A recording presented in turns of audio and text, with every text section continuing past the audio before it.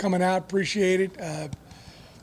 Good ball game last week by our guys. I thought offensively we did a super job running the football. It's one of the best totals we've had, and we needed to do that.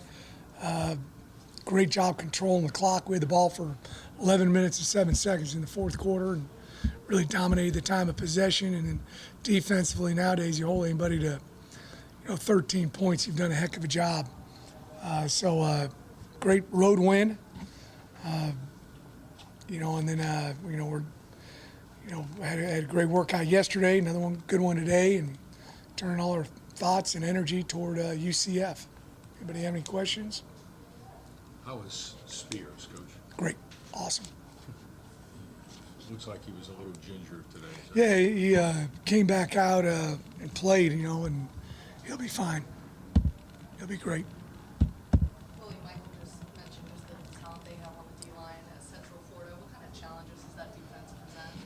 Well, they're very, very talented across the board. Offense, defense, kicking game, play extremely hard, well coached. One of the most talented teams in our conference for sure. Big guys that can move up front. They've done a very good job recruiting over the years. You got Iverson Celestine back last week. Just how much of a boost does that give you to the running game? Well, it gives us three guys that will play a bunch. Tajay and Shadi, who went over 100 yards last week as well. And then Iverson, he's full speed also. And I think he had 12 carries, and I think Tajay and Shadi had 14 carries, maybe 14 or 15. So we spread the ball out between the three of them. That's what you got to do if you're going to run the ball effectively. The days they have one back carrying it 35 times, they're gone. So it's good to share the carries. How much does that help the offense when you can lean on three guys and your quarterback?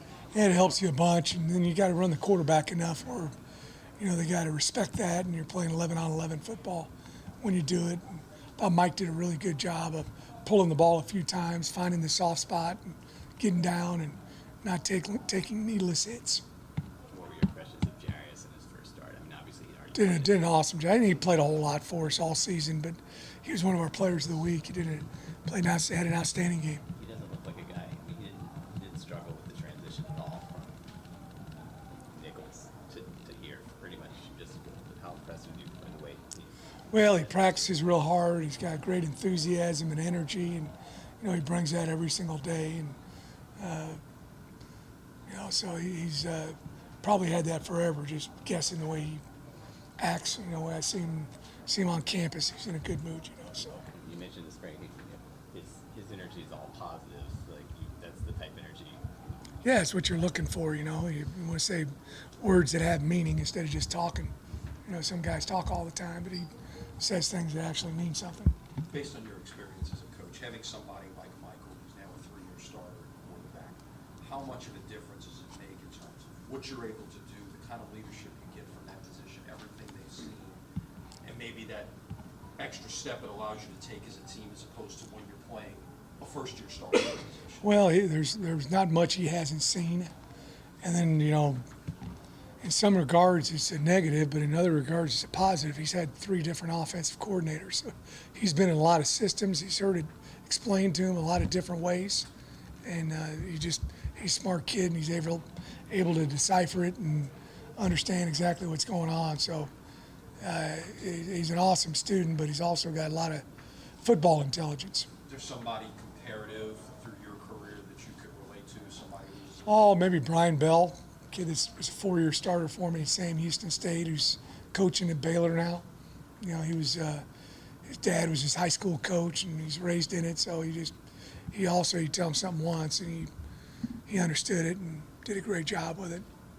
Coach, can you talk about that slogan on your chest, especially in watching football games today, even one last night where everybody thought the runner was out of bounds, and he kept going and ended up scoring. Even if it's not a whistle, You got to play through the whistle. We talk about that effort. Everybody plays hard on plays towards them. Do you play hard on plays away? And not very many people do across the board. It doesn't matter what level you're talking about. So we just try to get our guys indoctrinated to play through the whistle every single down, and that'll give us the effort that we need. And You know, that you don't know that guy's going to make the tackle or not. You don't know if that guy's going to fumble it or not, and you can recover the fumble. You know, you don't know if you're going to spring the key block. You know, so irregardless whether it's offense, defense, kicking game, play through the whistle. Is it anything special about playing these two teams down the stretch that are leaving the league?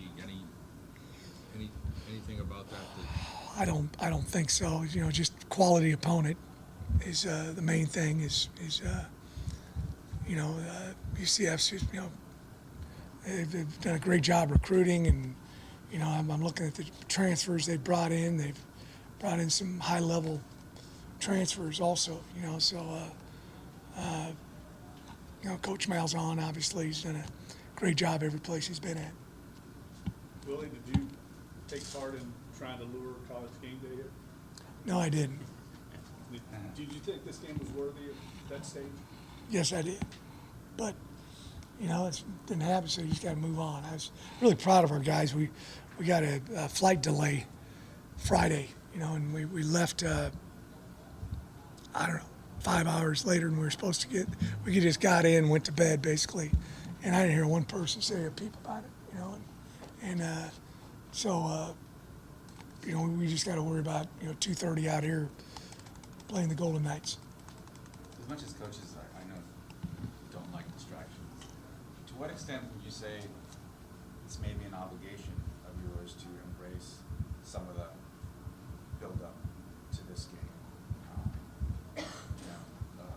for the program to generate enthusiasm, or to capitalize on enthusiasm?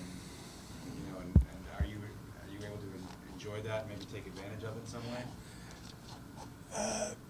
You mean trying to hype up the game? Not necessarily hype up the game, but be willing to talk about it without worrying that you're going to get your players off focus. No, I just think it's, you know, it's my job to try to have our guys as prepared as they can possibly be, you know, and talking about what ifs and this, that, and the other thing, I kind of leave that to other people to do and not worry about that. You know, so I probably don't do a very good job of that. It's okay. So you would want to acknowledge how gratifying it might be to be the coach that has this team playing in a very, again, it's been kind of rare in the last, at least on campus, Oh, the last 70 years. I think those guys know that. I think they understand that. I think they read the paper and they're involved with Twitter a little bit. Unfortunately, I am too, so I read it as well. I have to do with recruiting, but yeah, I think they understand that. But you know, we just want to go 1-0. Really, though, it is good for the program, though, right? I mean, you go to national TV. Can you take Oh, yeah. advantage of this recruiting-wise? Oh yeah, big time. Our last game that we had a huge recruiting day. Had a bunch of kids here. It was great for them to see a packed house and the Wave winning, and you know it'll be the same thing this weekend. Yeah, these are. Are you doing more media now? I mean, you getting more demands Yes. on you? Yep. Is that good? Or- Well, you know, that's not really me, but I know that's part of my job. This is what I get paid for, right here. That stuff I just got done doing out there, I do that for free. Paid for all the other stuff. So, you know, I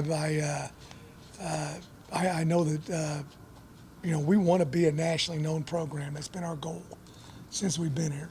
You know, and we've played a lot of games on national TV, and we've had some good outcomes and some bad outcomes, and so we do want, you know, to be that type of program. That is one of our goals, obviously. And you want this place full, obviously. Yeah, I just, you know, I've said it a million times. I think the people who came, and I had a bunch of people email me after the game that I didn't know that told me about how great of a stadium this is and how what an awesome game it was. I hadn't been to a game here before, and yeah, I think it sells itself. This is, you know, I don't get to go very many games, but sometimes I go to games in big venues and you can't really see what's going on.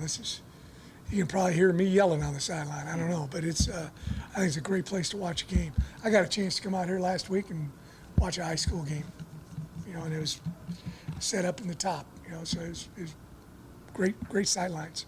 Coach, on that note, just simply put, I guess, because high school playoffs are starting in Louisiana, How impressed have you been with players that live and go to school, just 5, 10 miles?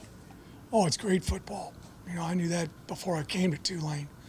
But I've certainly got a deeper appreciation for the coaches and the players that come out of this area. It's outstanding.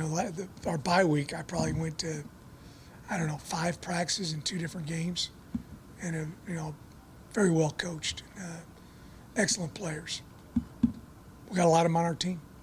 Hopefully, we get more.